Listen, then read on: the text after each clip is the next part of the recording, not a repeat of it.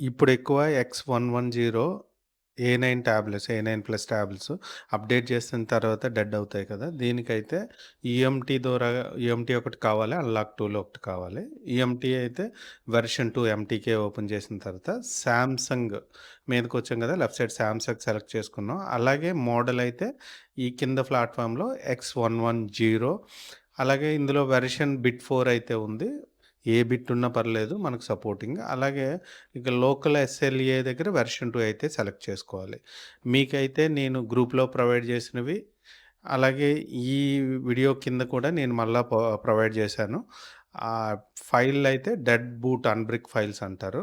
Download అయిన తర్వాత ఇక్కడ స్కాటర్ ఫైల్ అయితే మనం సెలెక్ట్ చేసుకున్నాం. సెలెక్ట్ చేసుకున్న తర్వాత ఎక్స్‌ట్రా బటన్ క్లిక్ చేసి ఇక్కడ ఫార్మాట్ ఆల్ డౌన్‌లో మీరు చూసినప్పుడు ఫార్మాట్ ఆల్, ఎగ్జిక్యూటివ్ ఇది చేసిన తర్వాత డివైస్‌ని టర్న్ ఆఫ్‌లో పెట్టి కేబుల్ అయితే కనెక్ట్ చేసాము. వన్స్ కనెక్ట్ అయిన తర్వాత కంప్లీట్‌గా ఫార్మాట్ అవుతుంది. ప్రీవియస్ ఏమైనా బై మిస్టేక్ రాంగ్ ఫార్మాట్స్ అయినప్పుడు డెడ్‌కెళ్ళడం కా కామన్‌గా జరుగుతది. ఇప్పుడు అన్లాక్ టూల్ అయితే ఓపెన్ చేద్దాం.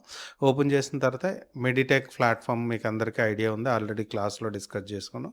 ఎంటీకే యూనివర్సల్‌కొచ్చి ఈ కింద బటన్స్‌కి వచ్చేటప్పటికి కస్టమ్ డీఏ ఇక్కడ కూడా మనం X110 మనం సెలెక్ట్ చేసుకోవాలి. ఎందుకంటే ఇవి ప్రత్యేకమైన డీఏ ఫైల్స్ అవసరం ఉంటాయి గనక, ఆటోమేటిక్‌గా ఇక్కడ ఉంటాయి గనక మనకేం అవసరం లేదు. ఇక్కడ లోడ్ స్కాటర్ అని పెట్టిన తర్వాత ఇందాక ఆల్రెడీ మనం సెలెక్ట్ చేసుకున్నాం కదా! అందులోని ఆ ఫైల్ కాకుండా వేరేది S9 న్యూ మోడెమ్ ఫైల్ అని ఉంటది. ఇది సెలెక్ట్ చేస్తే డివైస్‌కి పార్టీషన్స్ జనరేట్ అవుతాయి. ఫ్లాష్ కొట్టండి. ఒకసారి డిస్కనెక్ట్ చేసి డి ట్యాబ్‌నైతే రీకనెక్ట్ చేయండి. ఎటువంటి బటన్స్ అయితే ప్రెస్ చేయక్కర్లేదు.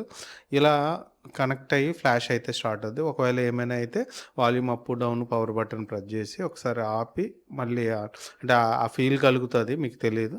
మళ్ళీ కనెక్ట్ చేసి ట్రై చేయండి. ఇదైతే సక్సెస్ అంటే ఫ్లాష్ లూన్‌ల 2 అనేది ఓకే వచ్చే వరకు వెయిట్ చేయండి.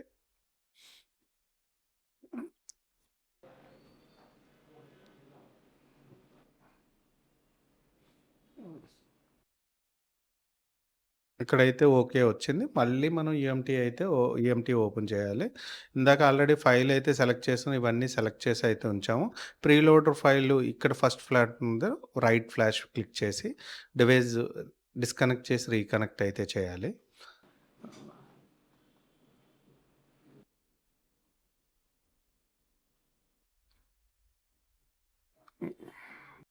ఒకవేళ డివైస్ కనెక్ట్ అవ్వకపోతే రిమూవ్ చేసి మళ్ళీ కనెక్ట్ చేయాలి.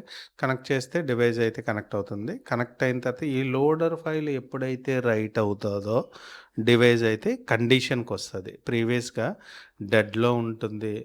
Wrong item, wrong file insert చేయడం వల్ల దీన్ని సాఫ్ట్ బ్రిక్ ఉంటది. చాలామంది హార్డ్ బ్రిక్ అనుకోని ఓపెన్ చేసి అన్నీ చేస్తుంటారు.